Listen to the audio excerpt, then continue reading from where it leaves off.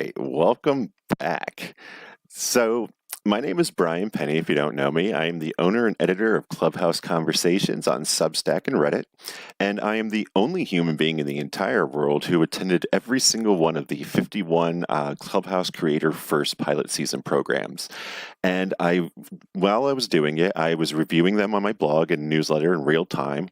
All of the creators were involved. All of the Clubhouse staff was aware and were involved. Everyone was encouraging it. We all agreed this is correct.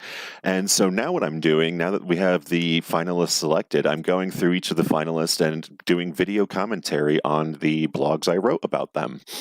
And going one by one to see which ones are worthwhile and which ones are not. And also, we're going to go through some of the ones who weren't selected to discuss why they were not and why they should have been, some of them.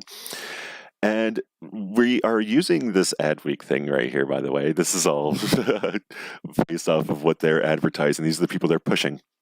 So today we're going over the Psychic Pool Party from LeoRising Scott.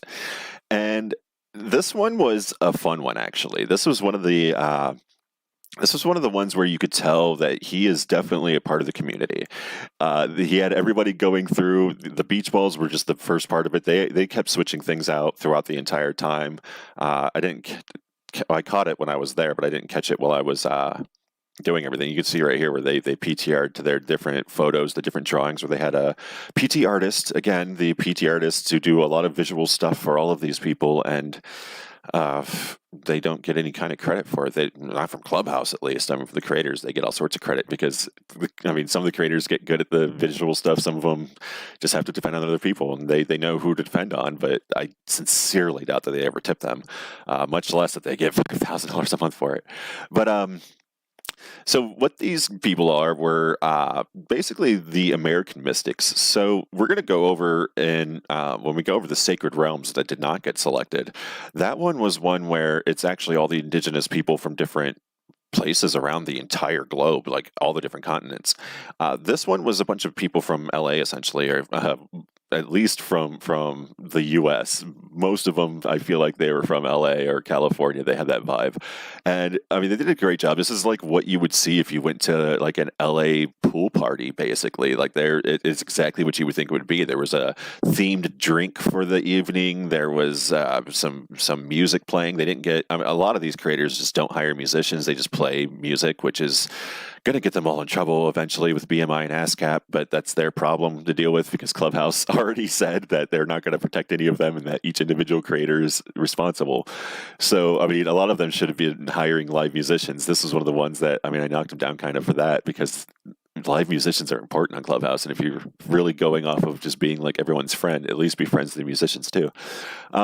Overall, I actually like that this one got picked. I rated it a B- because of those little things. There's also they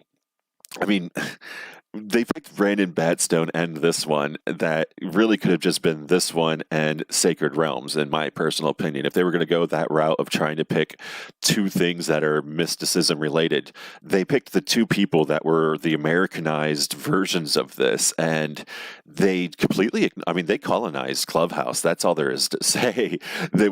Clubhouse has been completely colonized, and they just didn't care about any of the people that were there before them, whether it was the indigenous people in real life that were there before them, whether it was the black creators that had created Clubhouse and made it what it is and popularized it for the entirety of 2020 and then just got completely suspended and appropriated and just left because they were being abused and all this stuff. But at least Leo, it represents that community as well, and he represents the LGBTQ, I believe.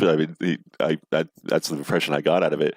So there were a lot of check boxes that he has, or boxes that he checks, but I don't get why Brandon was there. That was in this class, honestly. Leo should have this spot just for being the social person that he is and for having an understanding of like yoga and mysticism, meditation, and all these kind of things.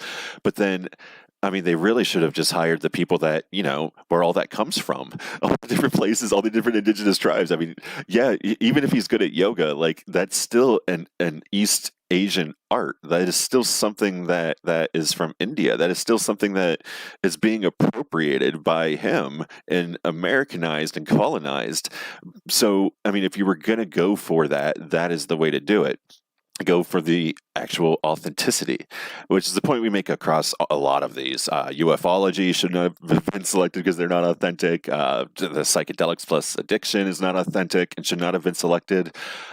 This one is, I mean, Leo is authentic to himself. It's just that, I mean, he does belong there. It's just that it's hard to say, like, with all the other people that could have been selected for this, like, he's not the one I would have taken off this list to put them on there, but he is writing that boundary of, like, he's being true to himself, and he's better off than the other one. And he's not trying to, like, shove, like, all this other racist political things down your throat. He's just saying, like, be cool. Like, that's pretty much what it boils down to. Have some good energy, be good to people, and let the karma come through. But yeah, I mean, he deserves to be there. There are other people that also deserve to be there that I can't believe that some other people on that list got there. I don't understand what was going on, but good for him, Leo. This is a great thing. Follow him on here. You're not going to see the same pool party atmosphere. Like, he might do these kind of dinner party kind of things, pool party things, but most likely you're just going to end up talking to him as a human being. And yeah, check out some of the psychic people too. I mean, there's some of them. The Hungry Medium, for example, I've seen her do some things in Black Cannabis Magazine, and there's a lot of good stuff going on there. You should definitely check them out. But yeah, this is one of the creators that's going to be carrying Clubhouse on his back, and we'll see how they all do. This has been Clubhouse Conversations. My name is Brian Penny, and I hope you have a good day.